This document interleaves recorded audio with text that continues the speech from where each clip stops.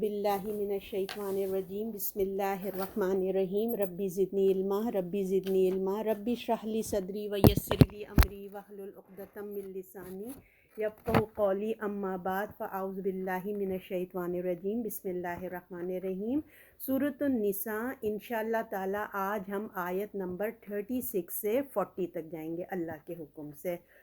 اللہ تعالیٰ بس ہمارے دلوں پہ یہ آیات اتاریں۔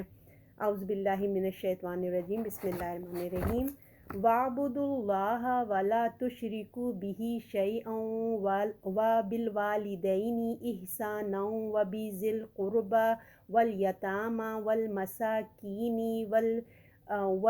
والجار ذی القربى والجار الجنوب والصاحب بالجنب وابن السبیل وما ملکت ایمانکم ان اللہ لا یحب من کان مختالا فخورا۔ اور بندگی کرو اور اللہ کی، اور نہ شریک کرو اس کا کسی کو، اور ماں باپ کے ساتھ حسن سلوک کرو، قرابت والوں کے ساتھ، یتیم والوں، فقیر، ہمسایہ قریب، ہمسایہ اجنبی، ہمسایہ پاس بیٹھنے والا، اور مسافر، اور جو مال تمہارے ہاتھ ہیں، بے شک اللہ نہیں پسند کرتا کسی اترانے والے اور شیخی خورے کو۔ اللہ تعالیٰ سب سے پہلے کہنے والے کو عمل کی توفیق عطا فرمائے، اور آپ لوگوں کے بھی سن کے سمجھ کے عمل کی توفیق عطا فرمائے۔ جیسے کہ آپ لوگوں کو پتہ ہے کہ ہم نے پچھلی آیات میں یہ پڑھ کر آئے تھے کہ جس طرح ایک خاندان کی بنیاد، شادی کے بعد ایک خاندان کی بنیاد رکھی جاتی ہے، اور اس وقت تک یہ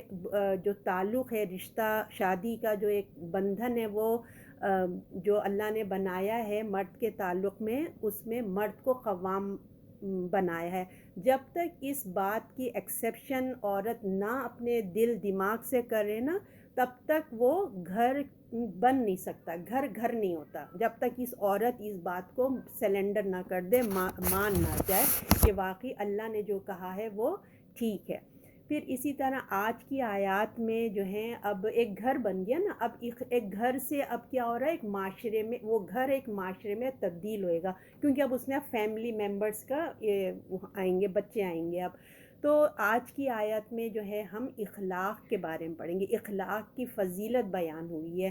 اسلام جو ہے نا، مطلب اصل دین کیا ہے، جو اسلام ہے، ہمارا دین اسلام ہے، اصل دین کیا ہے۔ قرآن میں دو چیزوں کا نام لیا گیا، ایک ہے ایمانیات، دوسرا اخلاقیات، یعنی کہ اللہ کی عبادت کرو اور بندوں کی حقوق، یہ دو چیزوں کے بارے میں ہی ہمیں ڈسکشن ملتا ہے۔ تو معاشرے کی اصلاح اور کی جو ہے نا اخلاق پر ہوتی ہے، صحیح ہے نا۔ تو اخلاق کیا چیز ہے؟ اخلاق وہ ہے جو ہمارے تعلقات پیدا ہوتے ہیں، اس میں ہمیں عدل اور احسان کی روش اپنانی چاہیے۔ تو اب اللہ تعالیٰ جو یہ باتیں ہم نے جو آیت پڑھی ہے، آیت نمبر 36 جو ہم نے پڑھی ہے، جس میں اللہ کی بندگی اور والدین، قرابت دار سب کی باتیں آئی ہیں، تو ایک طریقے سے آپ یوں کہہ لیجئے کہ توریت میں بھی اس کا ذکر ہے، 10 کمانڈمنٹس ہے نا، کہ اس میں آیات اس میں آئی ہیں، اور یہی اس میں بھی آیا ہے۔ تو بنی اسرائیل کو بھی یہی قوانین دیے گئے تھے، توریت میں 10 کمانڈمنٹس کے نام سے یہ آیات ہے، مطلب اسی قسم کی بات آتی ہیں۔ ان کا ذکر قرآن میں بھی آیا ہے، 4 مقامات میں آیا ہے، جیسے ہم نے سورہ بقرہ میں بھی پڑھا، اب سورہ نساء میں پڑھ رہے ہیں، سورہ انعام میں بھی پڑھیں گے، اور سورہ بنی اسرائیل میں تو بہت ڈیٹیل کے ساتھ آئیں گے۔ تو یہ 10 بنیادی احکامات جو شریعت کا ایک ہول سول، ایک خلاصہ ہے، سمجھ لیجئے نا، کہ اللہ کی بندگی، یعنی کہ اللہ کو صرف ہمیں ماننا نہیں ہے کہ ہم ایک اللہ کو مانتے ہیں، بلکہ کیا ہے، اللہ کی بھی ماننا ہے نا۔ ہمیں مسلمانوں کو صرف رمضانی مسلمان نہیں بننا ہے، ٹھیک ہے نا، رمضان کے نہیں بننا ہے کہ صرف رمضانی مسلمان، بلکہ 24 آورز اللہ کے بندے بننا ہے ہم کو نا۔ تو ان آیات میں جو ہمیں 2 چیزوں کی ہائی لائٹ کے ساتھ جو شروع ہو رہی ہے، وہ کیا ہے، اللہ کی بندگی کرو اور شرک نہ کرو۔ سب سے مین تھنگ جو بات اسٹارٹ ہو رہی ہے وہ یہاں سے ہو رہی ہے کہ اللہ تعالیٰ نے کہ بندگی صرف اللہ کی کرنا اور اللہ کے ساتھ کسی کو شریک نہیں کرنا ہے۔ تو جو اخلاق کی ابتدا ہے، جو ہم نے اخلاق کی بات کی، تو اخلاق کی ابتدا اللہ کی بندگی سے شروع ہو رہی ہے، ٹھیک ہے نا۔ اور کیونکہ ہمارا تعلق پہلے، سب سے پہلے ہمارا تعلق کس سے؟ ہمارے رب سے ہے، کیونکہ وہ ہمارا پروردگار ہے، ہمارا خالق ہے، اس نے ہم کو بنایا ہے۔ اور جب ہم یہ سمجھ جائیں کہ وہ ہمارا خالق ہے، مالک ہے، ہمارا پروردگار ہے، تو تو جب یہ تعلق ہمارا بن جائے گا، جب ہم اندر سے اللہ کی محبت، اللہ کی پاور، اس کا جو سب کچھ ہم محسوس کریں گے نا، تو ہمارے ساتھ ہمارے رب کا تعلق جڑ جائے گا، ہم اس کو اپنا رب مان کے اس کے آگے جھک جائیں گے۔ تو پھر دیکھیے، جب ہمارا رب سے تعلق جڑ گیا تو پھر دوسرا اللہ تعالیٰ کہہ رہے ہیں والدین کے ذریعے سے پیدائش ہوتی ہے۔ جو انسان کی پیدائش کس کے ذریعے ہوتی ہے؟ والدین کے ذریعے سے ہوتی ہے۔ وہ ایک تعلق جڑ گیا ہے نا۔ والدین کا تعلق جو ہے میاں بیوی کے تعلق سے ہوتا ہے، جیسے کہ اب ہم لاسٹ ویک پڑھ کے آئے ہیں، میاں بیوی کے تعلق سے ایک والدین وجود میں آتے ہیں، پھر ان سے اولاد ہوتی ہے، جب اولاد ہوتی ہے تو بہن بھائی کے رشتے وجود میں آتے ہیں، ماں کے طرف سے، باپ کی طرف سے کچھ رشتے آتے ہیں، خالہ، ماموں، چچا، پھوپھی، دادا دادی، نانا نانی، سب رشتے وجود میں آتے ہیں۔ پھر ان کے حقوق ہوتے ہیں، جیسے اللہ نے کہا نا ذی القربہ، حقوق آتے ہیں، رحم کے رشتے بن جاتے ہیں۔ اس سے ہمارا کیا ہوتا ہے؟ ایک معاشرہ تشکیل پاتا ہے، اور اس معاشرے میں ان حقوق کو ہمیں کیسے ادا کرنا ہے؟ عدل احسان کے ساتھ ہمیں ادا کرنا ہے۔ تو اب اللہ تعالیٰ نے کیا کہا ہے کہ اللہ کی بندگی کرنا، یعنی کہ اللہ کو ماننا ہے۔ اگر ہم نے اللہ کو اپنا مالک، خالق مان لیا ہے، دل کی گہرائی سے، صرف زبانی کلام ہی نہیں، دل سے مان لیا ہے، تو کیا ہوا؟ بندگی کا حق ہم ادا کریں گے۔ بندگی اسی کو کہتے ہیں، کیونکہ وہ خالق ہے، مالک ہے، اس لیے اس کا حق سب سے بڑا ہے، سب سے پریورٹی وہ ہے کہ اسی نے تو ہمیں دنیا میں بھیجا ہے، وہ نہ بھیجتا تو ہم آتے بھی نہیں۔ پھر اسی طرح دل، دماغ، روح، جس طرح ہم نے لاسٹ ویک ہم نے پڑھا تھا نا کہ بیوی ایکسیپٹ کرے اپنے شوہر کو ہر لحاظ سے کہ وہ میرا قوام ہے، تو اب ہر انسان کو، وہاں تو بیوی کا معاملہ تھا نا، اب یہاں ہر انسان کو اپنے دل، دماغ، روح سے تسلیم کر لے کہ اس کا خالق کا، وہ اپنے خالق کا بندہ ہے، مجھے پیدا کرنے والا میرا رب ہے، وہ اور اپنے آپ کو جھکا دے اللہ کے آگے، اس کو بندگی کہتے ہیں۔ خدا کی بندگی کا اقرار کر لے، تو جب یہ اقرار کر لیتا ہے تو اب اس کا دل چاہتا ہے میں اپنے رب کے لیے کیا کروں، اللہ تو نظر نہیں آ رہا ہے نا۔ تو اب ہم انسان کو، اللہ نے ہمیں وہ طریقے بتائیں کہ انسان رکوع کرتا ہے، سجدہ کرتا ہے، یہ ایک ظاہری شکل صورت نماز کی صورت میں آتی ہے نا، تو دل روح جھک جاتا ہے، وہ میرا رب ہے، یہ ظاہری شکل، اور اصل چیز کیا ہے؟ ہماری روح کا جھک جانا، ہمارا جسم جھکتا ہے رکوع اور سجدہ کر کے، اور دل کا جھکنا کیا ہے کہ یہ تسلیم کر لے کہ وہ میرا رب ہے۔ جس طرح ایک اچھی فطرت رکھنے والا انسان ہوتا ہے نا، جو اچھی فطرت رکھتا ہے، دیکھیں جب وہ اپنے ماں باپ کے حق کو پہچان جاتا ہے نا، دیکھیں آپ ایک ایج آتی ہے ٹین ایجز میں، تو بچوں کو تھوڑی غرمر رہتی ہے ماں باپ سے، جب ایک ایج کو میچیورٹی کو آتے ہیں، جو سلیم فطرت ہوتا ہے ذرا پہلے ہی سمجھ جاتا ہے، ورنہ شادی کے بعد تو بچوں کو سمجھ ہی آ جاتا ہے، ماں باپ کی قدر آنے ہی لگتی، لڑکیوں کو زیادہ جلدی آ جاتی ہے۔ تو جو سلیم فطرت ہوتی ہے تو ان کو واقعی جب وہ اپنے ماں باپ کا حق پہچانتے ہیں، ان کے رتبے کو سمجھتے ہیں کہ کیا ہوتے ہیں میرے ماں باپ، انہوں نے مجھے پیدا کیا، کتنی تکلیف اٹھائی انہوں نے میرے اوپر، کتنے سارے انعام کتنے کیا ہے نا، اب میرے لیے کیا کیا نہیں کیا۔ جب وہ اپنے ماں باپ کا حق پہچانتے تو اپنے ماں باپ کی فرما برداری کرتے ہیں۔ اگر وہ اپنے ماں باپ کا حق ادا نہ کریں نا، جو بچے آپ معاشرے میں دیکھتے ہوں گے، جو بچے اپنے ماں باپ کا حق ادا نہ کریں، ہر کوئی ان کو توجہ دلاتا ہے کہ دیکھو تم یہ اچھا نہیں کر رہے ہیں، تم ظلم کر رہے ہیں، تم اللہ کو ناراض کر رہے ہیں، ماں باپ کو تو کر رہے ہیں، اللہ کی ناراضگی کو دعوت دے رہے ہیں۔ اور اپنے دل میں بھی دیکھیں، وہ لوگ نا ایسے لوگوں کو دل میں نا اچھا محسوس نہیں کرتے کہ جب وہ اپنے ماں باپ کی عزت نہیں کرتے۔ تو اب ماں باپ تو دیکھیے سامنے ہیں، ہمیں نظر آ رہے ہیں، مگر اللہ تو غیب میں ہے نا، تو اس لیے انسان خیال نہیں، اس انسان کا خیال نا اللہ کی طرف نہیں جاتا ہے۔ اگر وہ رب کو ماننے والا ہے تو وہ مانتا ہے کہ میرا رب ہے، تو اس کو تو خیال آ جائے گا۔ جو تو سب سے پہلے تو مجھے میرے رب کی فرمانبرداری کرنا، اس کو احساس ہوگا۔ اگر کوئی رب کا وجود کو ہی نہیں مانتا، کوئی ایتھیسٹ ہے، کوئی مانتا ہی نہیں کہ رب ہے ہی نہیں، تو وہ دیکھیں الگ ہی اس کا ایک قصہ ہے، وہ ذہنی بیماری بولیں گے اس کو۔ تو جب ہم نے اللہ کو اپنا رب مان لیا تو اب میرا حق کیا ہے؟ جب میں نے کہہ دیا تو کیا ہے؟ ایاک نعبد و ایاک نستعین، اے اللہ ہم خاص تجھ سے ہی، ہم تیری ہی عبادت کرتے ہیں اور تجھ سے ہی مدد مانگتے ہیں، مجھے اپنی مرضی چھوڑنا ہوگی۔ ٹھیک ہے، جب ہم نے رب مان لیا اپنے اللہ کو، تو اب اس کی بندگی کا پہلا مرحلہ کیا ہے ماننے کے بعد؟ کہ ہمیں اپنی مرضی کو چھوڑنا پڑے گا، اللہ کی بندگی والی زندگی اپنانی ہوگی۔ یہ جو اندر کی کیفیت ہے نا، جو ہم نے اللہ کو مان لیا ہے، تو اللہ سے محبت، عاجزی، دل کا جھکاؤ، سب جو ہے نا، دل، جسم، ہر چیز ہمارا نا اس کے آگے جھک جاتا ہے۔ اس کو کیا کہتے ہیں؟ اس کو لوگ بولتے ہیں پرستش۔ آپ نے نام سنا نا، پرستش۔ لوگوں کو آپ نے دیکھا ہوگا سورج کی عبادت کر رہے ہیں بتوں کے آگے، یہ کیا ہے؟ یہ اندر کی ایک تڑپ ہے کہ جب ہم اپنے رب کو مان لیتے ہیں تو ہمارا دل، جسم سب جھک جاتا ہے، تو اس کی عبادت کرتے ہیں، رکوع سجدہ کرتے ہیں، اس کا ذکر کرتے ہیں، اس سے دعا کرتے ہیں، ہم قربانی، طواف، حج، پھر ہر چیز اس کے لیے کرتے ہیں۔ پھر اس کی دل کی پھر دل اس کی حکم کی فرما برداری کرتا ہے، اس نے جو حکم دیا ہے وہ ہم مانتے ہیں، جس سے روکا ہے ہم رک جاتے ہیں، ہے نا؟ تو اب اللہ تعالیٰ پھر دوسری بات کیا فرماتا ہے کہ دیکھو شرک نہ کرنا۔ دوسری بات اللہ فرماتے ہیں کہ شرک، اس کے ساتھ شرک نہ کرنا۔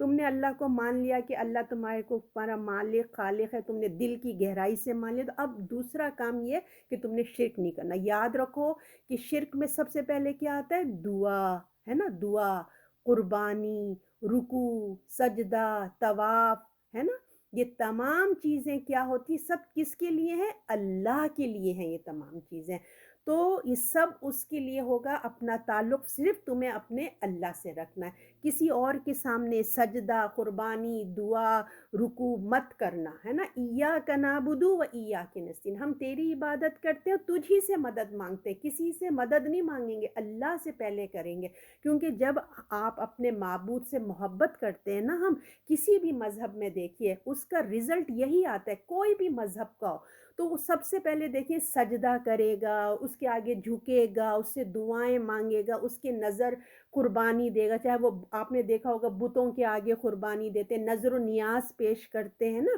تو لہٰذا اللہ کے سوا کسی کے ساتھ ہمیں ایسا تعلق نہیں بنانا ہے، کیونکہ خالق، خلق ہے، اس نے ہم کو پیدا کیا ہے، اس کی ذات میں کسی کے ساتھ شریک نہیں کرنا۔ اللہ ایک ہے، اللہ الصمد، وہ بے نیاز ہے۔ اسی طرح تمام دنیا کے انتظام، تمام کائنات کا جو انتظام ہے نا، امر، اس میں کوئی شریک نہیں ہے، یاد رکھیں۔ نہ اس کی ذات میں ہم کسی کو ملائیں گے، جیسے عیسائیوں نے ملا دیا، مشرکین نے ملا دیا، فرشتوں کو اللہ کی بیٹیاں بنا دیا، اور پھر نہ کسی کام کو ہم یہ کہیں گے کہ کوئی اس کا پارٹنر ہے، جیسے یہ لوگ کہتے ہیں نا کہ نعوذ باللہ مشرکین، کہ یہ بت ہمیں بچے دے گا، رزق دے گا، تو ہم نے کسی کو بھی شریک نہیں کرنا ہے۔ اللہ تعالیٰ نے خاص کہہ دیا کہ میں شرک میں سارے گناہ معاف کر دوں گا مگر شرک کو معاف نہیں کر دوں گا۔ تو اب اللہ تعالیٰ کی جب ہم عبادت کرتے ہیں اللہ کو چھوڑ کر، کسی اور سے ہم نے دعا نہیں مانگنا، ہم نے شرک نہیں کرنا، اور کیونکہ دعا جو ہے نا وہ عبادت ہے، یاد رکھیے دعا عبادت ہے، اللہ کو چھوڑ کر کسی سے نہیں مانگنا، اور کیونکہ پھر ورنہ شرک ہو جائے گا۔ اور جو دعا سے تکبر کرتے ہیں نا، جو لوگ دعائیں نہیں مانگتے تکبر کرتے ہیں، تو اللہ تکبر کرنے والوں کو پسند نہیں کرتا، پھر اللہ ان کا جو ٹھکانہ ہے وہ جہنم ہوگا۔ تو جو یہ سمجھتے ہیں نا کہ اللہ کے سوا کوئی اور دعا سنتا ہے، یہ لوگوں کا جو کانسیپٹ ہوتا ہے کہ اللہ کے سوا اور بھی ہیں، یہ ہم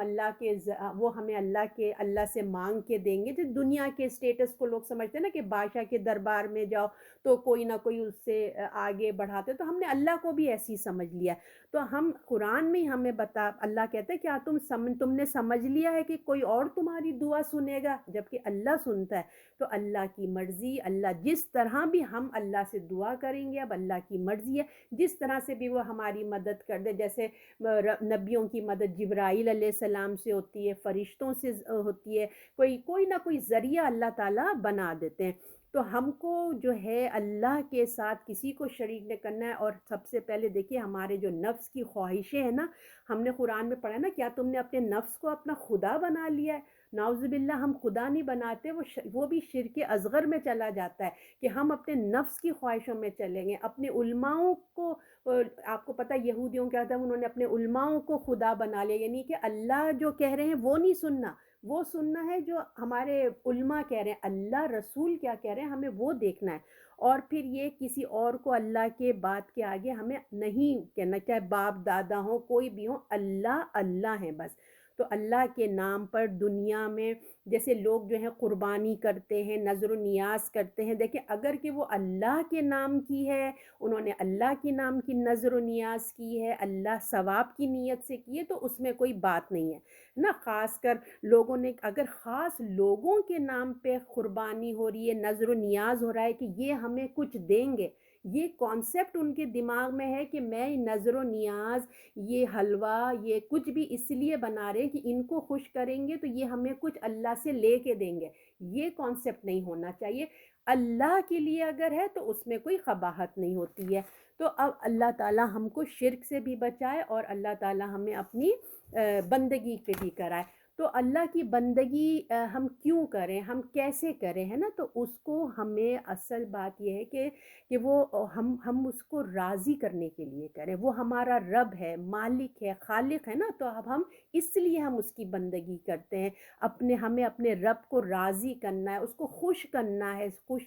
ہم اپنی خوشی سے اس کو خوش کریں اور اس کا حکم مانیں، لوگوں کی حقوق ادا کریں، کیونکہ کیا ہے ہمارا رب اس سے خوش ہوتا ہے، اور ہمیں آخرت پہ کانسیپٹ کر کے اللہ کی اجر کی امید پہ ہم نے یہ تمام کام کرنے ہیں۔ جس کے دل میں دیکھیں اپنے رب کی بندگی بیٹھ گئی ہے نا، پھر وہ لوگوں سے نا کیا کرتے ہیں، جب انسان کے کانسیپٹ میں آ جاتا ہے کہ مجھے اللہ کے لیے کرنا ہے، لوگوں کے لیے نہیں، اللہ کے لیے کرنا ہے، پھر وہ کوئی بھی نیکی کرے، اچھے کام کرے، وہ لوگوں سے صلہ نہیں چاہتا کہ وہ اس کا شکریہ ادا کریں نہ کریں، عزت دیں نہ دیں، وہ بے نیاز ہو جاتا ہے۔ رب کی عبادت لوگوں سے نا انسان کو بے نیاز کر دیتی ہے، کتنا بڑا دیکھیے سکون آ جاتا ہے، وہ آزاد ہو جاتا ہے، وہ نیکیاں کرتا ہے اور بھول جاتا ہے، اپنا فرض سمجھ کے کرتا ہے کہ میں اپنے اللہ کو خوش کرنے کروں، اس کا فوکس اللہ ہو جاتا ہے، نہ کہ یہ کہ میں کسی کو کچھ کروں گا، انہوں نے مجھے فون نہیں کیا، دیکھا شکریہ کا ایک ٹیکسٹ تک نہیں کیا، میں نے اتنا کیا ایک ٹیکسٹ تک نہیں کیا، تو یہ امیدیں جو ہے نا ختم ہو جاتی ہیں۔ تو اگر اس بندگی کو ہم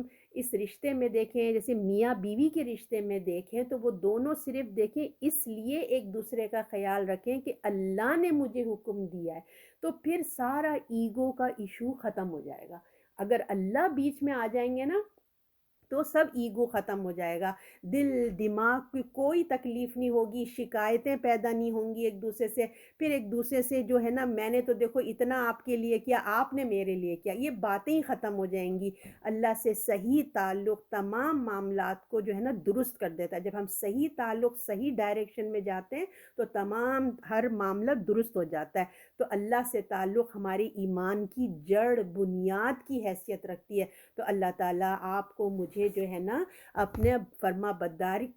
بردار بنا۔ اب دوسری چیز اللہ تعالیٰ کہتے ہیں والدین کے لیے جو ہے نا حسن سلوک کرو اپنے والدین کے ساتھ۔ تو جب ہم اللہ تعالیٰ ہمیں دوسری چیز جب اپنے والدین کے لیے بتاتے ہیں تو ہمارے والدین سب سے پہلے کیونکہ ہمارے دنیا میں لانے کا ذریعہ بنے نا، اللہ تعالیٰ نے ہمیں ان کے لیے دنیا میں لانے کا ذریعہ بنایا، اللہ والدین کو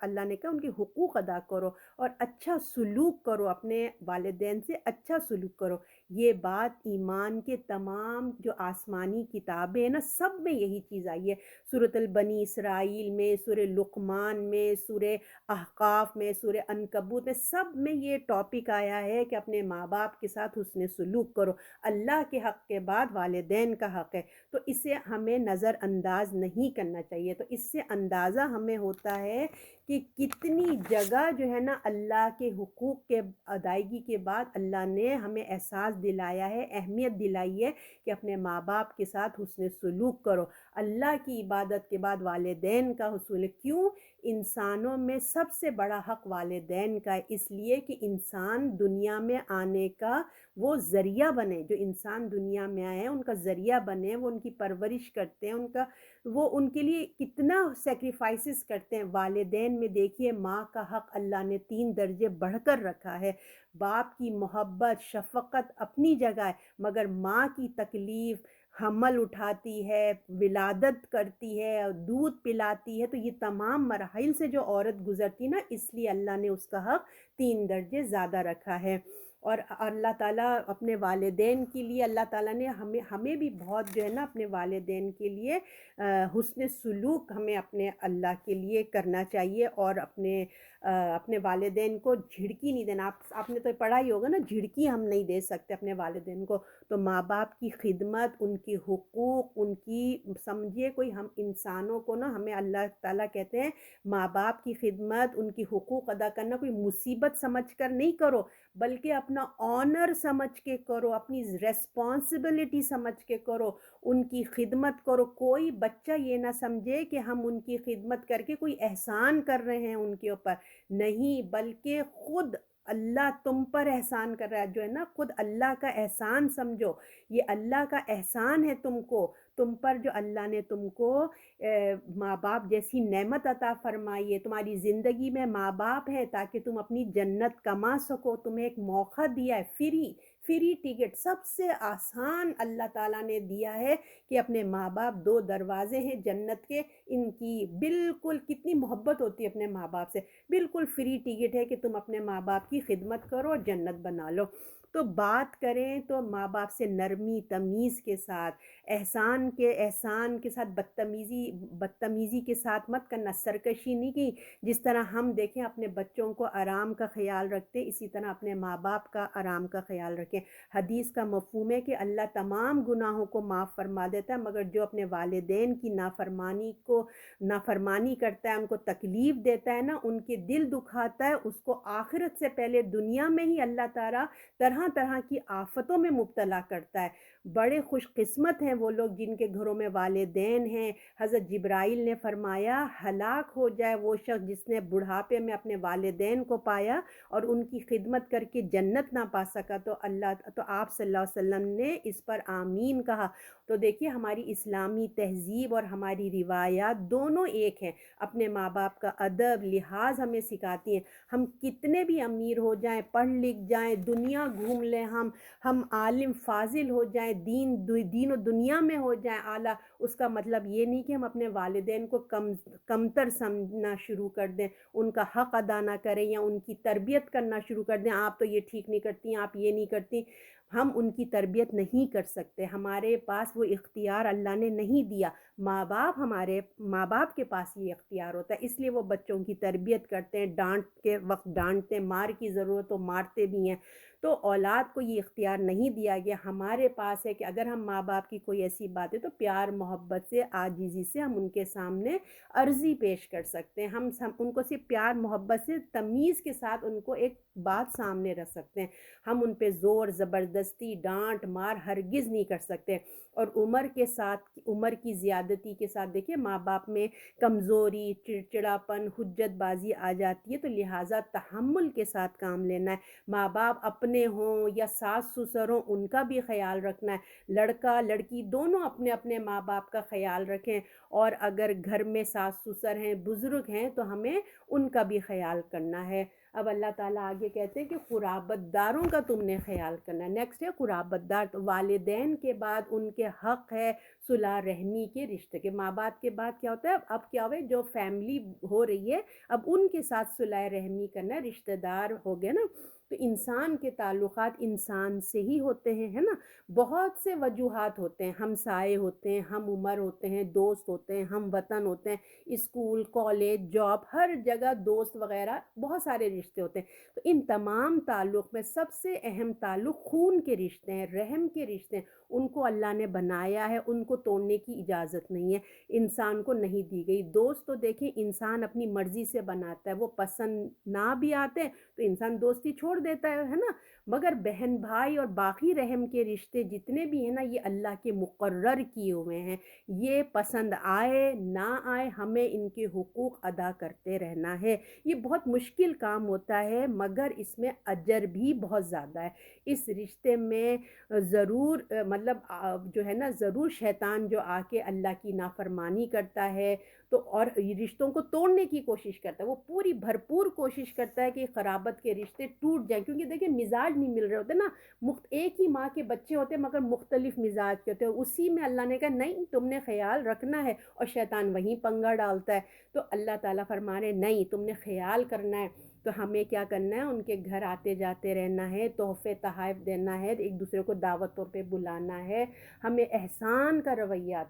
کرنا ہے، عدل کا احسان کا حکم پہ کرنا ہے، قرابت داروں پہ احسان، بہت احسان سے نا دل نرم ہوتے ہیں۔ حالات ضرورت کے مطابق دیکھنا ہے کس کو کیا حالات ہے، کس کی کیا ضرورت ہے، جو جیسے حالات ہوں جس کے مطابق ہم کر سکتے ہیں وہ کریں، وہ کس حال میں ہم کس طرح ان کا دل خوش کر سکتے ہیں، ان پر خرچ کرتے ہیں، دگنا اجر دیں۔ تحفے تحائف سے نا دل میں نرمی آتی ہے، غصہ ذرا کم ہوتا ہے، اور حدیث کا مفہوم ہے کہ قرابت داروں پہ خرچ کرنے سے رزق اور عمر میں برکت ہوتی ہے۔ ایک اور حدیث کا مفہوم ہے کہ اس کا اجر بہت جلد دنیا میں ہی ہمیں ملنا شروع ہو جاتا ہے۔ اور جن رشتہ داروں کے گھر گئے، اب بالفرض ہم کسی کے گھر جاتے ہیں، رشتہ داروں کے گھر جاتے ہیں، ہمیں وہ ہم فیل کر رہے ہیں کہ وہ انکمفرٹیبل ہو رہے ہیں، وہ ہمیں پسند نہیں کر رہے ہیں، تو دیکھیں بس ہم اپنا اللہ کا حکم سمجھ کے جائیں، تھوڑی دیر بیٹھیں، صبر و تحمل سے بیٹھ کے اپنی حاضری لگا کے آ جائیں، اللہ کے آگے ہم سرخرو ہو جائیں۔ اب ہے اس کے بعد اللہ تعالیٰ فرماتے ہیں یتیم اور مسکین کا خیال رکھنا، ٹھیک ہے؟ قرابت داروں کے بعد یتیم اور مسکین جو معاشرے کے کمزور ترین لوگ ہیں، اب اس میں مسلمان اور نان مسلم سب شامل ہیں۔ اچھا، تو ان کے بھی حقوق ایسے ہی ادا کرو جیسے تم اپنے بہن بھائیوں کے حقوق ادا کرتے ہو۔ رحم کے رشتوں کے اتنا زور دیا ہے نا، کیوں؟ اس لیے کہ یہ معاشرے کے کمزور لوگ ہیں، ہمیں ان کا خیال رکھنا ہے۔ یتیم اپنے والدین کی محرومی کی وجہ سے نا بیچارے مجبور ہو جاتے ہیں، فقیر مسکین جو ہوتے ہیں اپنی تنگ دستی کی وجہ سے جو ہے وہ مجبور ہو جاتے ہیں۔ تو اللہ تعالیٰ فرماتے ہیں کہ تم نے ان کا جو ہے نا تم نے خیال کرنا ہے، تم ان کے معاشرے کے یہ کمزور لوگ ہیں، بیوہ ہے، یتیم ہے، مسکین ہے، ان کو خیال کرو۔ اور دیکھیں ہم مسلمان کمیونٹی کی ذمہ داری ہے، مسلمانوں کی ذمہ داری ہے کہ ہر فیملی میں دیکھیں کوئی نہ کوئی امیر ہوتے ہیں، ان کے انڈر کوئی فیملی میں غریب بھی ہوتے ہیں، ان کو خیال رکھیں، ہمیں اپنے محلے میں اپنے فیملی میں کریں۔ اور جب مسلمان ممالک یا مسلمان لوگ اپنے یہ ذمہ داری کا خیال نہیں رکھتے نا، تو پھر اس سے فائدہ غیر مسلم اٹھاتے ہیں، اسپیشلی عیسائی۔ ان کے ہاں تو کتنا آپ جانتے ہیں کہ کتنی کرٹیسٹی ہوتی ہے، تو وہ غیر مسلم آ کر ان کی مدد کرتے ہیں، ان کا دل جیت لیتے ہیں، ان کا خیال رکھتے ہیں، اور پھر کیا کرتے ہیں، ان کو اپنا دل جب ان سے جیت جاتے ہیں تو اپنے دین ان پہ پیش کر دیتے ہیں، ان کو اپنے دین پہ لے آتے ہیں۔ تو یہ کتنا بڑا لاس ہو جاتا ہے، آپ یہ دیکھیں۔ تو مسلمان معاشرے کو اپنی زکوٰۃ کا بہت بھرپور طریقے سے ان لوگوں کے اوپر خرچ کرنا چاہیے جو معاشرے کے غریب طبقہ ہیں۔ اب اس کے بعد ہمسائیوں کا ذکر آیا ہے۔ اب اللہ تعالیٰ نے ہمیں بتایا ہے کہ ہمسائے کون ہوتے ہیں۔ دیکھیں ہم تو ہمسائے جو ہے نا رشتہ دار بھی ہوتے ہیں، ہم تو یہی سمجھتے ہیں نا جو ہمارے نیبر میں جو رہتے ہیں بس وہی ہمارے رشتہ دار ہیں، مگر قرآن نے 3 طریقے کے ہمسائے ہمیں بتائیں۔ ہمسائے میں ایک نمبر وہ ہے جو ہمارے نیبر میں جو گھر کے برابر میں رہ رہے ہیں، وہ رشتہ دار بھی ہیں اور ہمارے ہمسائے بھی ہیں، ٹھیک ہے نا؟ صرف یہی نہیں کہ وہ ہمارے گھر کے برابر ہیں، اور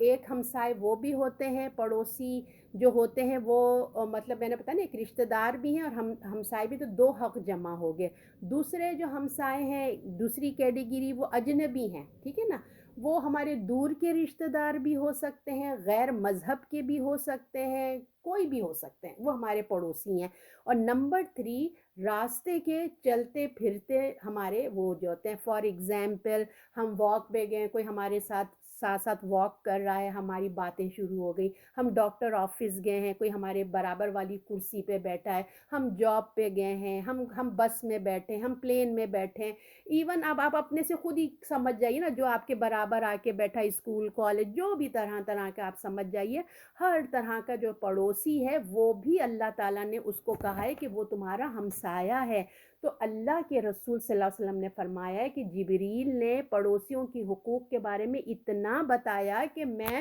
سمجھا کہ ایسا نہ ہو کہ وراثت میں بھی ان کا حصہ ہو جائے، اتنا اللہ کے رسول، اتنا پڑوسیوں کے بارے میں اللہ نے فرمایا۔ پھر جب پڑوسی کا اتنا حق ہے تو سوچیے جو ہمارے گھروں میں لوگ رہ رہے ہیں ان کا کتنا حق ہوگا، اور جن کے گھروں میں ساس سسر ہوتے ہیں اگر ہم ان کا خیال نہ رکھیں کہ یہ ہماری ذمہ داری نہیں، تو اللہ سے ڈرے، سوچیں کہ جب اللہ نے پڑوسیوں کا اتنا حقوق بتائے ہیں تو کیا اپنے شوہر کے اپنے شوہر کے ماں باپ کا کوئی حق نہیں ہوگا، جن کو اللہ نے آپ کے لیے ماں باپ کا درجہ دے دیا ہے، اور آپ کے بچوں کے دادا دادی ہیں؟ تو اللہ سے ڈرتے ہوئے ہمیں ان کا بھی خیال رکھنا ہے۔ جب ایک پڑوسی کے اتنا حقوق ہے تو اپنے گھر میں رہنے والے اپنے پڑوس کے کمرے میں کیا ان کا حق نہیں ہے جو ہمارے گھر میں رہ رہے ہیں؟ تو ہمیں اپنے پڑوسیوں کا خیال رکھنا چاہیے۔ اپنی روڈ پر دیکھیے، اپنی جو گاڑیاں ہم پارک کرتے ہیں ان کے گھروں کے سامنے پارک نہ کریں، محلے میں گاڑی آرام سے چلائیں، بچے دوڑتے بھاگتے ہیں اور جو ہے ہارن نہ دیں زیادہ۔ مسجد بھی اگر ہم گئے ہیں تو مسجد کی بھی پارکنگ کا خیال کریں، کیونکہ اب وہ وقتی طور کے ہمارے ہمسائے بن گئے ہیں نا، ان کے کسی کے گھروں کے آگے پارک نہ کریں، اور راستے اور کسی اور نا، ہمیں اسلام چھوٹی چھوٹی کتنی پیاری پیاری ہمیں باتیں طور طریقے سکھا رہا ہے، معاشرے کتنا اچھا بن سکتا ہے جب ہم اپنے گھر والوں کی دیکھیں، شروع کہاں سے ہوئی تھی بات کہ ایک ہسبینڈ وائف سے شروع ہو کے ہم پورے محلے میں ہی پہنچ گئے اب، ہے نا؟ تو اور رات گئے تک پارٹیاں نہیں کرو، ہے نا؟ یہاں تو ہم نہیں کر سکتے، لیکن پاکستان میں تو لاؤڈ اسپیکر لگا کے تمام مہندی کی رسمیں، گانے، پتہ نہیں کیا کیا ہو رہا ہوتا ہے۔ اور اگر ہم خیال کریں ان کی نیند کا بھی خیال کریں، اور اگر بالفرض ہم کہیں گئے ہیں، لائن میں کھڑے ہوئے ہیں، گروسری اسٹور گئے ہیں، تو اگر ہم دیکھ رہے ہیں ہمارے پیچھے والا ضعیف ہے یا اس کے پاس کم سامان ہے، ہم اس کو پہل کر دیں، ہے نا؟ اس کو جانے دے دیں۔ اور پھر اس طرح اگر ہم مسجد جا رہے ہیں تو ہم اپنے منہ کو صاف کر کے جائیں، کپڑوں میں خوشبو، اور مطلب خوشبو سے مطلب میرا یہ عورتیں ایسی اسٹرانگ خوشبو نہ لگائیں کہ اللہ کی ناراضگی ہو، مطلب یہ کہ نہا دھو کے صاف کپڑے پہن کے جائیں، کیونکہ جب ہمیں انہیں برابر میں کھڑا ہونا ہے تو ہمارے منہ سے بدبو نہیں آئے، ہمارے کپڑوں سے بدبو نہ آئے۔ اپنے پڑوسوں، جیسے بالفرض ہم پڑوسی ہیں ہمارے، ہم کہیں جا رہے ہیں، ہمارے بچے اور ان کے بچے ایک ہی اسکول میں پڑھتے ہیں، تو ہم ان سے پوچھ لیں کہ میں آپ کے بچوں کو بھی رائٹ دے دوں کیا، کہیں درس میں جا رہے ہیں ان کو پوچھ لیں، گروسری پہ جا رہے ہیں ان کو پوچھ لیں۔ تو یہ سب اپنے پاکستان میں تو بہت عام سی چیزیں، مگر یہاں بھی اگر کافی دوستی ہو گئی تو ہمیں خیال رکھنا چاہیے۔ اپنی نعمتوں کو جو اللہ نے ہمیں دی ہے نا، دوسروں سے ہمیں شیئر کرنا چاہیے۔ لوگوں کے بیچ میں بیٹھ کر پھر ہمیں اپنی زبان کا بھی، جو چاہے پڑوسیوں چاہے رشتہ داروں، اپنی زبان کا ہمیں خیال رکھنا چاہیے۔ اس کے بعد اللہ تعالیٰ نے فرمایا ہے کہ مسافر کی بات بھی اللہ تعالیٰ نے کی ہے کہ مسافر جو ہوتے نا، وہ دیکھیں مسلمان نان مسلم دونوں ہی طرح کے مسافر ہو سکتے ہیں، ٹھیک ہے نا؟ تو پھر اللہ نے یہ بھی کہا ہے کہ جو مسافر ہیں، اب وہ دیکھیں وہ مہمان بھی ہو سکتے ہیں ہمارے جو مسافر ہیں۔ آج کل تو وہ زمانہ نہیں ہے نا کہ پہلے کا زمانہ الگ ہوتا تھا، لوگ سفر کرتے تھے اور مطلب یہ کہ ان کے پاس کوئی رہنے کی جگہیں نہیں ہوتی تھی، اللہ تعالیٰ ان کو رہتے تھے، وہ بہت خیال کرتے تھے۔ تو کبھی بھی مسافر کو ضرورت ہو سکتی ہے، کوئی باہر سے آئیں، وہ ہوٹل کو افورڈ نہیں کر سکتے ہیں، ہو سکتا ہے ہمارے گھر آ کے رہ جائیں، اور پھر سم ٹائم ان کی نا وہ بھی جیب بھی کٹ سکتی ہے، ان کو پیسوں کی بھی ضرورت ہوتی ہے۔ تو ہر طرح سے لوگ ہوٹلز میں بھی رہ لیتے ہیں، کریڈٹ کارڈ بھی یوز کر لیتے ہیں، مگر کبھی بھی کوئی طرح کی مسافر کو ضرورت ہو تو ہم پڑ سکتی، تو ہمیں اس کا خیال کرنا چاہیے۔ کیونکہ وابن السبیل پورا اس میں بتایا گیا ہے کہ راستے کے جو ہوتے ہیں ان کاموں میں بھی اگر وہ کوئی نیک کام میں جا رہا ہے، کوئی حج عمرے پہ جا رہا ہے، اگر اس کو سپورٹ کی ضرورت ہے تو اس کی کچھ مدد کر دیں۔ سفر کرنے والے مطلب ہوتا ہے نا پانی جیسے فی سبیل اللہ ہے، کوئی پانی کا کام کر رہا ہے اللہ کی راہ کے لیے، اللہ کی مدد جو بھی ہے جس طریقے سے بھی ہم کر سکتے ہیں، مسافر خانہ بنا دیں اور باتھ روم بنوا دیں، لوگوں کو پانی کا انتظام کرا دیں، جانوروں کا پانی کا انتظام کرا دیں، کوئی بھی جس طریقے سے بھی ہم انسان کی مخلوق کی ہم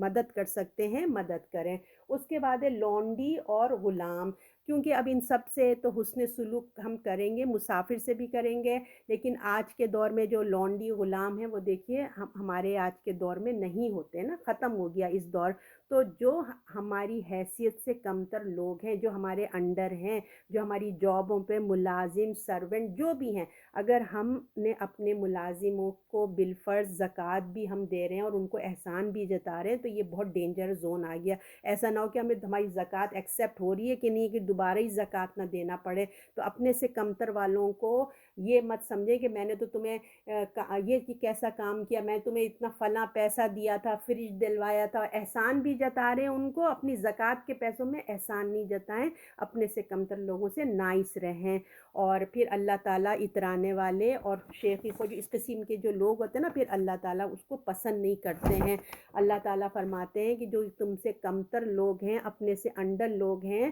ان کو اپنے برابر سمجھو۔ ان کے سے پیسے اور ان کے اسٹیٹس کا فرق ہے نا، انسانیت میں تو برابر ہیں۔ یہ تو اللہ تعالیٰ نے تمہارے امتحان کے لیے سب کچھ امیر غریب بنایا، مگر بیچارے ہیں تو وہ بھی تمہاری طرح کے ایک آدم کی اولاد ہیں، اور ان کو اونچ نیچ نہیں ہے۔ اگر تم خود یہ نہیں کہ صوفے پہ چڑھ کے بیٹھ گئے، ماسیوں کو نیچے بٹھا دیا، یا تو تم بھی کھڑے ہو کے بات کر لو اگر تم پسند نہیں کر رہے ہیں، تو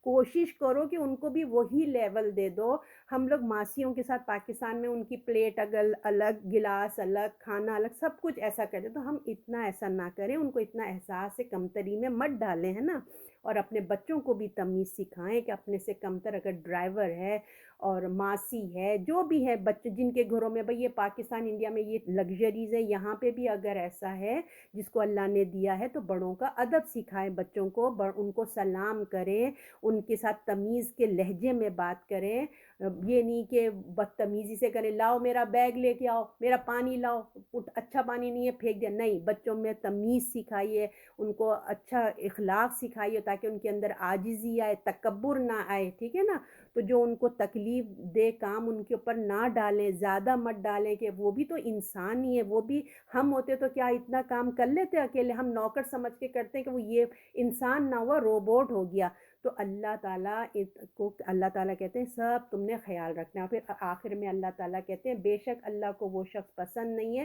جو اترانے والا، بڑھائی کرنے والا ہے۔ اللہ کو اترانے والا، شیخی خورا، تکبر شخص پسند نہیں، یعنی کہ جو اللہ نے یہ حقوق بتائے ہیں نا، جو اس کو نہیں کرے گا، جو شیخی تکبر والا جو شخص ہوگا وہ یہ کام نہیں کرے گا۔ اللہ ایسے لوگوں کو پسند نہیں کرتا۔ اپنے سے کمتر لوگوں پر ظلم کرنا، دبا کے رکھنا، اللہ کو یہ تمام چیزیں جو ہے نا ناپسند ہے۔ اللہ ایسی چیزوں کو پسند نہیں کرتا۔ اللہ ایسے ناشکریوں کے لیے اللہ نے فرمایا، ہم نے ان کے لیے کیا کیا ہے، اللہ تعالیٰ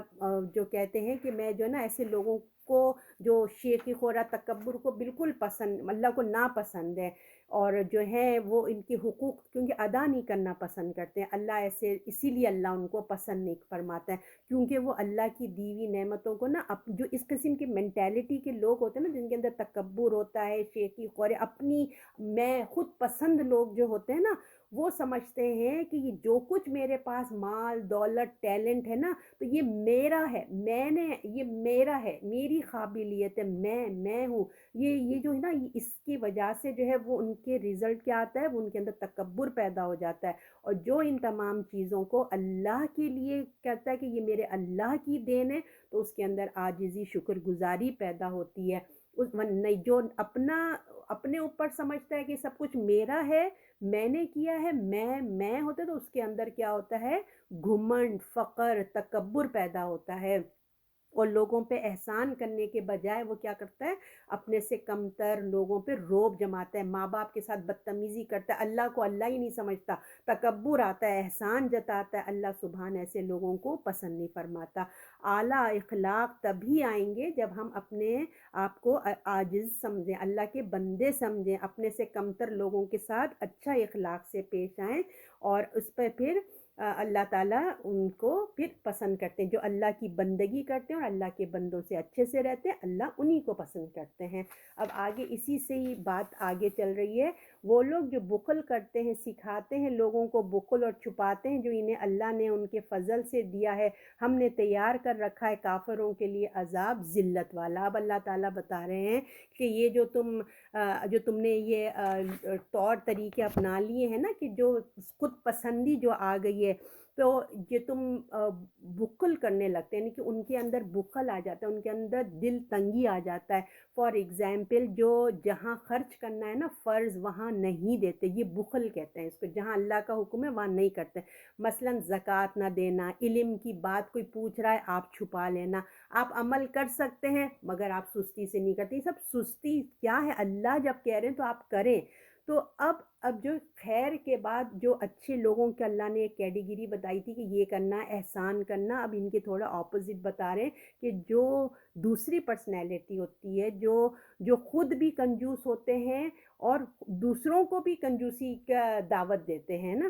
خود بھی حقوق ادا نہیں کرتے، دوسروں کو بھی ادا کرنے نہیں دیتے، اور خود بھی دوسروں پہ خرچ نہیں کرتے، اور خود بھی کنجوسی کرتے ہیں اور دوسروں کو بھی مشورہ دیتے ہیں کہ تم بھی نہ کرو، حالانکہ اللہ نے ان کو بہت کچھ دیا ہوتا ہے۔ وہ کیا کرتے ہیں، وہ لوگوں سے چھپاتے ہیں تاکہ لوگ جو ہے نا ان کے پیچھے نہ پڑ جائیں۔ جب لوگوں کو پتہ چل جائے گا کہ بھائی ان کے پاس اتنی مال و دولت ہے، تو وہ کیا کریں گے کہ بھی وہ لوگوں سے چھپا چھپا کے رکھتے ہیں، اور پھر لوگوں سے ایسی باتیں کرتے ہیں کہ ارے بھائی میرے پاس تو بہت ہے، بس کیا کریں، بڑی مجبوری آ گئی، فلاں بل آ گیا، یہ آ گیا، وہ آ گیا۔ اپنی دولت کو چھپانے کے لیے جھوٹے نا لوگوں کے سامنے اسٹوریاں بیان کرتے ہیں، تو لوگ سمجھتے ہیں کہ ہائے بیچارہ کتنا نیک ہے، مگر کیا کریں مجبوری کی وجہ سے بھی کچھ دے نہیں سکتا، تو اپنے آپ کو وہ ایسے ظاہر کرتے ہیں، اللہ کی نعمتوں کو وہ چھپاتے ہیں۔ حالانکہ اللہ تعالیٰ کہتا ہے جب میں تم کو نعمت دوں تو اس کا اظہار کرو۔ تو یہی وہ لوگ ہیں، کون ہیں یہ ناشکرے ہیں، ان کے لیے اللہ نے ذلیل کرنے والا عذاب تیار کر رکھا ہے۔ یہ بہت بڑا جرم ہے کہ اللہ نے دیا، تمہیں دینے کا موقع دیا، شکر گزاری کا موقع دیا، مگر پھر بھی اس نے نہیں خرچ کیا۔ اترانا، بڑائی کرنا، شیخی ماننا، یہ بدترین عادات ہیں، اللہ ان باتوں کو پسند نہیں فرماتا۔ لہٰذا انسان کو اپنے اندر سے اس گندگی کو نکال کر اپنا تزکیہ کرنا چاہیے، ٹھیک ہے نا۔ کنجوس ہونے کی جو سب سے بڑی وجہ ہے وہ یہی ہے، ہم نے پہلے بھی ڈسکس کیا کہ اپنی مال و دولت کو وہ اپنا ٹیلنٹ سمجھتا ہے، اپنی چیز سمجھتا ہے، اللہ کے دین کی بجائے اپنی طاقت، قابلیت، محنت کا صلہ سمجھتا ہے، تو وہ دینا نہیں چاہتا، وہ کہتا ہے یہ میں نے کمایا، میں کیوں دوں۔ مگر جو سلیم فطرت ہوتے ہیں وہ یہ ایسے کام نہیں کرتے۔ یہ سب اللہ کی چیزیں ہیں، تو اسی کو وہ استعمال بھی کرتے ہیں اور آخرت بناتے ہیں اور اللہ کا فضل سمجھتے ہیں، خود بھی کرتے ہیں اور دوسروں کو بھی اچھے کاموں کی ترغیب دیتے ہیں۔ اپنی ضروریات کو سیونگ کے بعد، جتنی ان کی ضروریات زندگی ہوتی ہے ان کی جو سیونگ کرنے کے بعد اپنے رشتہ داروں کو، غریبوں پہ خرچ کرتے ہیں، اتراتے نہیں ہیں۔ امیر ہونا تو کوئی دیکھیے، امیر ہونا کوئی کمال نہیں ہے، میں نے آپ کو بتایا، غریب ہونا اس کی بس کی بات نہیں ہے۔ یہ سب اللہ نے ایک امتحان کے لیے یہ تمام چیزیں پیدا کی ہیں، مسکین، یتیم، جو بھی ہوتا ہے یہ سب اللہ کے ایک امتحان کے طور پہ ہوتے ہیں۔ آیت نمبر 38 ہے، وہ لوگ جو خرچ کرتے ہیں ان کے مال دکھانے کے لیے لوگوں کو نہیں ایمان لاتے اللہ پہ نہ دن قیامت پہ، جو ہوا یہ شیطان کا ساتھی، وہ بہت برا ساتھی ہے۔ اب اللہ تعالیٰ آگے یہ فرماتے ہیں کہ دیکھو، جیسے ہم نے آیت نمبر 36 میں پڑھا تھا نا کہ جو اللہ کی بندگی کرتے ہیں اور اللہ کی نعمتوں کو اللہ کا احسان سمجھنے کے لگتے ہیں نا، شکر گزاری، عاجزی کرتے ہیں، اور جو اس کا ہم نے اپوزٹ بھی پڑھا تھا کہ کیا ہوتا ہے، تو اب ان کے اندر کیا ہوتا ہے کہ یہ لوگ جو نیکی کرتے ہیں نا صرف دکھانے کو کرتے ہیں، وہ ایک کاروبار کرتے ہیں، سمجھ لیجئے، ٹھیک ہے نا، وہ لوگوں کو جو دکھاوے کے لیے کرتے ہیں، سب ان کے اندر شکر گزاری نہیں ہوتی۔ وہ بجائے جھکنے کے ان کے اندر اکڑنے اترانے کی جو یہ کنجوسی بخل کی جو عادتیں آ جاتی ہیں نا، اور پھر وہ اپنے مال کو لوگوں کو شو آف کرنے کے لیے، اور جہاں اللہ نے دیا وہ وہاں خرچ نہیں کرتے، وہ لوگوں کو دکھانے کے لیے اپنی واہ واہ کے لیے خرچ کرتے ہیں کہ لوگ میری تعریف کریں گے، لوگ میرے لیے کہیں گے واہ بھائی واہ، فلاں کا تو کیا زبردست تھا، ہے نا، اس طرح کی لوگوں کے اندر ایک بیماری ہوتی ہے۔ تو وہ اللہ تعالیٰ کہتے ہیں وہ لوگ جو خرچ کرتے ہیں ان کے مال دکھانے کو لوگوں کو لیے، اور نہیں ایمان لاتے اللہ پر آخرت پہ، تو ایسے لوگ اگر اللہ اور آخرت پہ ایمان لانے کا دعویٰ تو کرتے ہیں مگر حقیقت میں ان کا ایمان خدا پر نہیں ہوتا، وہ تو لوگوں کے بس دکھانے کے لیے اپنی واہ واہ کے لیے کر رہے ہوتے ہیں۔ وہ مال اللہ کو خوش کرنے کے لیے خرچ نہیں کرتے بلکہ لوگوں میں واہ واہ کے لیے خوش کرتے ہیں کہ میری میں ہو جاؤں نا، کہ فلاں کا تم نے وہ دیکھا تھا پارٹی کیا زبردستی تھی، لوگوں کی واہ واہ۔ تو اللہ کے یہاں مال صرف وہ قبول ہوتا ہے جو خدا اور آخرت کے ایمان کے ساتھ ہو، وہی مال دنیا اور آخرت میں خیر و برکت والا ہوتا ہے۔ تو جن لوگوں کا دل اللہ اور آخرت کے ایمان سے خالی ہوتا ہے تو ان کا ساتھی کون بن جاتا ہے؟ شیطان بن جاتا ہے، اور جس کا ساتھی شیطان بن جائے اس کے لیے خیر و برکت کا کوئی کام کرنے کا امکان باقی نہیں رہتا ہے۔ تو ریاکاری جو ہوتی ہے نا، یہ بھی شرک اصغر ہے، ہمیں اپنی اس عادت کو چھوڑنا چاہیے۔ صرف دکھانے کے لیے کیا، اللہ کے لیے نہیں کیا، یہ نیت کا بگاڑ ہے، سمجھے نا۔ بڑے بڑے اعمال انسان کے ضائع ہو جاتے ہیں، دکھاوا منافق کی نشانی ہے۔ جو دکھاوا ہوتا ہے نا، منافق آپ دیتے ہیں نا، منافق دکھاوے کے لیے نمازیں پڑھتا ہے، مال خرچ کرتا ہے، ہم نے جنگ احد کی کتنی ڈیٹیل پڑھی تھی، وہ دکھاوے کے لیے آتے تھے۔ تو یہ منافق کے طور طریقے ہیں، ہمیں نہیں کرنا چاہیے۔ اور پھر آپ نے پڑھا نا، جو تین بڑے بڑے علماء، شہید اور مال خرچ کرنے والا سخی، تینوں اتنے بڑے بڑے کام ہیں، عالم اور سخاوت اور شہید، تینوں کی کیونکہ ریاکاری پیچھے چھپی ہوئی تھی، تینوں کے اعمال اللہ کو قبول نہیں کرتا۔ آپ نے حدیث کا مفہوم سنا ہوگا۔ تو اللہ تعالی ہم سب کو اپنی حفاظت میں رکھے اور ریاکاری سے بچا کے رکھے۔ اب آیت نمبر 39 میں اللہ تعالیٰ کہتے ہیں، اور ان کا کیا نقصان تھا اگر وہ ایمان لاتے اللہ پر روز قیامت کے دن پر، اور اللہ کے دیے ہوئے میں سے خرچ کرتے، اللہ کو ان کی خوب خبر ہے۔ اب اللہ تعالیٰ یہ ان تنگ دل جو ہم اوپر یہ پڑھ رہے ہیں نا، آیت نمبر 37 سے جن کے بارے میں پڑھ رہے ہیں، اللہ ان تنگ دل اور بخیل کی بیڈ لک بدقسمتی پہ اظہار اللہ تعالیٰ کر رہے ہیں کہ اچھا کتنا اچھا ہوتا ہے کہ اللہ اور آخرت پر ایمان لاتے ہیں نا، اللہ کی راہ میں کچھ خرچ کرتے، اللہ کی نعمتوں جو اللہ نے اتنی نعمتیں ان کو عطا فرمائی ہے اس کو خرچ کر کے اپنی آخرت بناتے۔ انہوں نے کیا کیا؟ اپنا نقصان کر کے بیٹھ گئے ہیں، حالانکہ یہ نقصان کا سودا نہیں ہے۔ انہوں نے دنیا میں جو ہے سمجھ رہے ہیں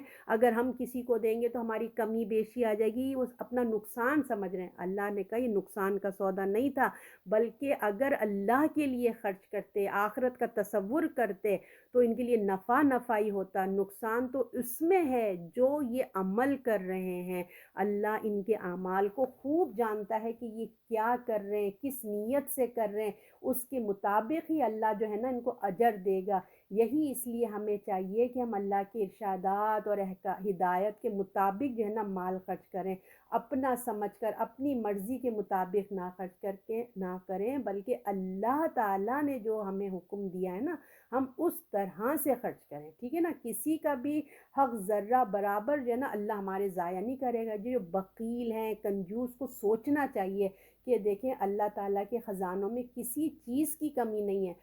اگر جو ہمارے پاس مال ہے وہ کس نے دیا ہے؟ اللہ نے ہمیں دیا ہے نا، تو اس میں بخالت نہیں کرنی چاہیے، بخیلی نہیں کرنا چاہیے۔ جو کچھ بھی ہے وہ اللہ ہی نے ہمیں دیا ہے، اور اللہ جانے کب چھین لے، اس سے پہلے ہمیں اپنے ان چیزوں سے جنت کا سودا کر لینا چاہیے۔ اور آپ کو پتہ ہے نا کہ جب یہ بخیل کنجوس جو بھی اللہ کی راہ میں خرچ نہیں کرتے، صدقہ خیرات نہیں کرتے، جب یہ مر جائیں گے اور جو صدقہ خیرات کے اثرات دیکھیں گے، اس کے نعمتوں کے اجر دیکھیں گے، تو وہ کیا حسرت کریں گے، وہ کہیں گے کاش کہ ہمیں ایک دفعہ زندگی ملتی اور ہم لوٹا دیے جائیں اور ہم سارا مال اپنا صدقہ کر کے آ جائیں۔ تو یہ موقع تو نہیں ملے گا نا، یہ آج کی زندگی ہے، آپ کے پاس میرے پاس، ہمارے پاس جو ہماری سیونگ ہے، جو ہماری ضروریات زندگی ہے، اور سیونگ کے علاوہ جو ایکسٹرا ہے ہم اپنے ارد گرد دیکھیں کہاں ضرورت ہے ان کے اوپر خرچ کریں، اور بخل نہ کریں۔ دیکھیں بخل صرف مال میں کنجوسی نہیں ہوتی ہے،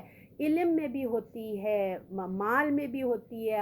آپ کی جو ٹیلنٹ ہے اس میں بھی ہوتا ہے۔ کوئی آپ سے مدد مانگ رہا ہے اور آپ کہیں میں کیوں اس کو، کوئی آپ سے کہہ رہے پلیز وہ ریسیپی دے دو، بڑے مزے کا تم نے کھانا ہے، میں کیوں دوں، اپنے دل میں سوچ رہے میں کیوں دوں، میری ڈش سب میں عام ہو جائے گی، میری جو اتنی لوگ تعریف کرتے ہیں میں کیوں دوں، اچھا چلے دے بھی دیا، اس میں سے نا مین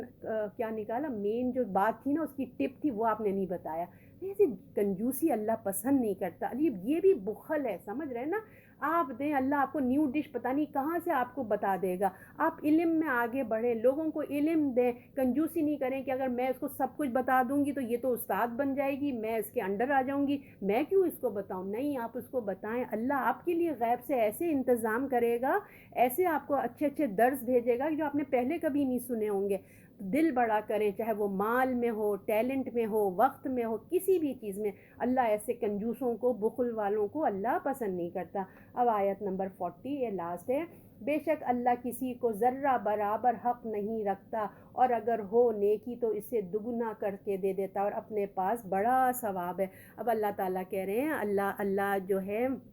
جو تم اعمال کر رہے ہو اللہ اس سے بے خبر نہیں ہے، ذرہ ذرہ اللہ کو اس کی خبر ہے، ذرہ برابر تمہاری حق تلفی نہیں ہوگی، تم نے جو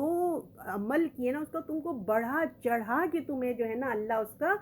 صلہ دے گا، کسی کی کوئی نیکی ہوگی اسے کئی گنا بڑھا دے گا۔ ہم نے تو یہ قرآن میں پڑھ کے آئے ہیں نا پیچھے کہ اللہ تعالیٰ 700 گنا، 10 گنا تو ہے ہی ہے پکا، اور اس سے اللہ چاہے 700 گنا زیادہ کر دے، اور اب چاہے تو اللہ اس سے بھی زیادہ بڑھا کے دے دے، اس پر مزید وہ خود اپنی طرف سے بہت بڑا اجر کر کے دے گا۔ اور دیکھیے اگر ان کو کبھی توفیق بھی ہو جائے نا خرچ کرنے کی، ہم خرچ کریں تو آپ دیکھیں ہماری ایک محدود زندگی ہے، ہمیں ایک لمیٹڈ زندگی ملی ہے، اس لمیٹڈ زندگی میں ہم کتنے اعمال کر لیں گے، کتنی نمازیں پڑھ لیں گے، ہم کو ان لمیٹڈ زندگی میں انٹر ہونا ہے جہاں کبھی موت نہیں آئے گی۔ اب آپ سوچیں ہماری لمیٹڈ زندگی، اس میں سے بھی ہم آدھی زندگی بچپن ہو گیا، جوانی میں ہدایت ملی نہیں ملی ہے نا، کتنا لمیٹڈ ہم عمل کرتے ہیں۔ آپ خود سوچیں سونے میں ہماری زندگی کتنی چلی جاتی ہے، دن کے حصے میں ہمارے صبح اٹھتے کام کرتے، کتنا ہماری اللہ کی عبادات میں ہمارے کتنا کم وقت ہوتا ہے۔ اب آپ سوچیں کہ اس میں بھی اللہ ہمارے ان اعمال کو اپریشیٹ کرتے ہیں۔ ہم خود اپنا سوچ لیں، ہمارے قرآن میں کتنی تجوید کی غلطیاں ہوتی ہیں، ہمیں پھر بھی اللہ دوبارہ پڑھنے کی توفیق دے دیتا ہے الحمدللہ۔ نماز ہم سب اپنی اپنی نماز جانتے ہیں کہ ہمارے دماغ کہاں رہتے ہیں نا، پھر بھی اللہ کی مہربانی کہ ہمیں دوبارہ اپنے آگے حاضر ہونے کی توفیق دے دیتا ہے، موقع دیتا ہے کہ ٹھیک ہے اگر ابھی غلطی ہوگی تو کوئی بات نہیں، دوسری صحیح کر لو، ہے نا۔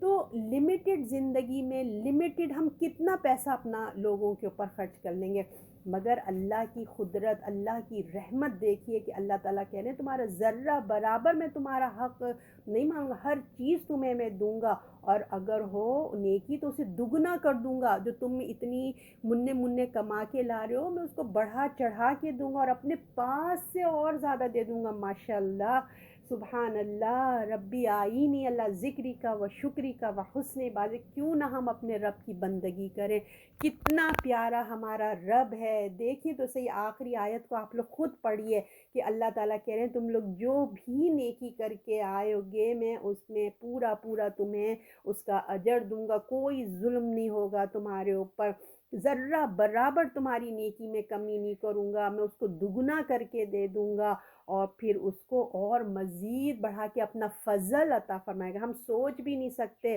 اللہ اتنا بڑھا چڑھا کے ہمیں دیں گے، تو اپنے رب کی بندگی کریں، وہ رب جو ہم سے بہت محبت کرتا ہے، اتنی محبت کرتا ہے ہم سے کہ اس نے ہمارے لیے ماں باپ جیسی چھت رکھی. جیسے ہم نے بتایا تھا نا کہ انسان کا بچہ ہی سب سے ناتواں ہوتا ہے، تو آپ دیکھیے اس ناتواں کے لیے اللہ نے ماں باپ جیسی کتنی پیاری شخصیتیں دے دی ہیں. باپ سردی ہو، گرمی ہو، بیمار ہو، بارش ہو، آندھی ہو، جاتا ہے کما کے لے کے آتا ہے نا. پھر احسان بھی نہیں اپنے بچوں پہ نہیں جماتا، خوشی خوشی لٹا دیتا ہے، اپنے خود کپڑے پہنے نہیں پہنے اپنے بچوں کے لیے کوشش کرتا ہے. ماں اس کی تو محبت ہی انہونی ہوتی ہے. اللہ نے اس کو ایسی رحمت اپنی ڈالی ہے اس کے اندر کہ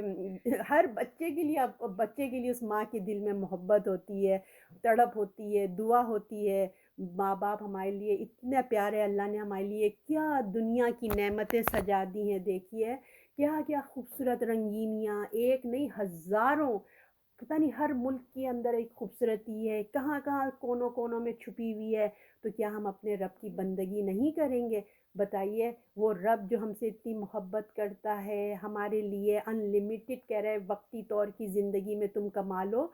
اور سب کچھ اسی نے دیا ہے، ہاتھ پاؤں اسی نے دیا، توفیق بھی وہی دیتا ہے عمل کرنے کی، سب کچھ وہی کر رہا ہے، پیسہ بھی وہی دے رہا ہے، اور کہہ رہا ہے انہی چیزوں کو میرے استعمال کرو، میں تمہیں اس سے بھی زیادہ ہمیشہ کی بادشاہت دے دوں گا. اب بتائیے آپ، کون ہے کوئی اتنے فری میں مل رہا ہے کہ اپنی چیزیں دے کے کہے کہ بھائی تم کر لو، میں تمہیں اس سے زیادہ اچھا اور بھی دوں گا. اور بس اللہ اپنے بندے کے رب کے آگے جھک جائیں، وہی ہماری بندگی کے لائق ہے، ہم اسی کے آگے جھک جائیں، اپنے رب کی ناشکری نہ کریں، شیطان کو خوش ہونے کا موقع نہ دیں. اللہ تعالیٰ آپ کو مجھے اپنا فرما بردار بنا رہے، ہمیں بہت زیادہ اپنے رب کا شکر کرنے والا ہمیں زبان عطا فرمائے، دل شکر گزار ہو، زبان ہماری شکر گزار ہو، اور اللہ ہماری عبادات کو اور تمام چیزوں کو قبول فرما لے. صدق اللہ العظیم.